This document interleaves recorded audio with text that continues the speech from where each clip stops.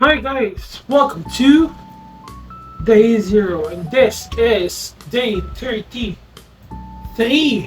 Basta yun, 3. But anyways, made it to 33 na tayo guys. Nakita nyo naman, nagtimbang na tayo. And I lose from 190, 189. Pinakamababa ko nakita is 168. Pero naglalaro siya between 168 to 175. So we will get the average of 168 to 175. So 169, 174, 170, 173, 171, 172 ang average. So I lose 17 kilos, 16 kilos, 16, 17 kilos. So kung accurate yung 168, ang pinaka mataas ko naman na loses 20 kilos, pinaka sagad 14.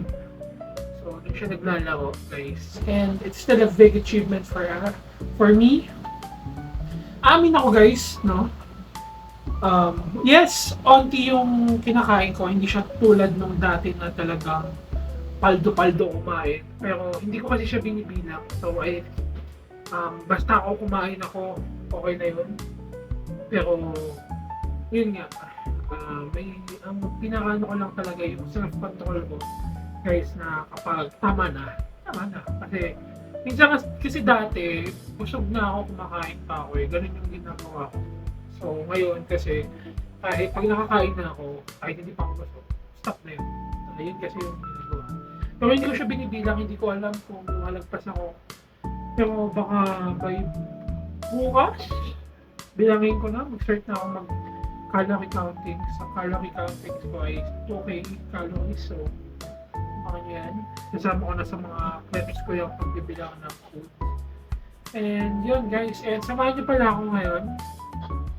Kasi, susunduin ko na ang girlfriend ko, may lamak my life, sa airport. Kasi tapos na ang bakasyon.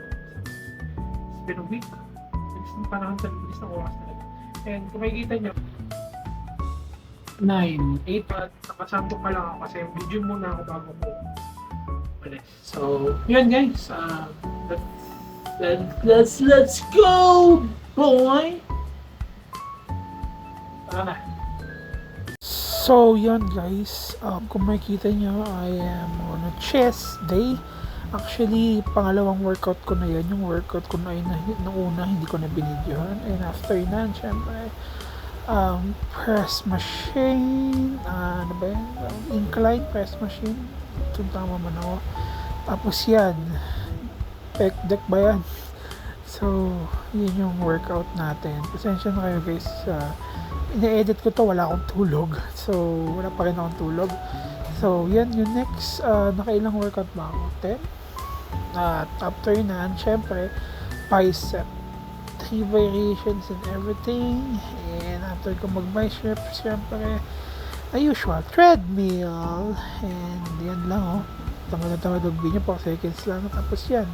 After ko yan, mag-boxing.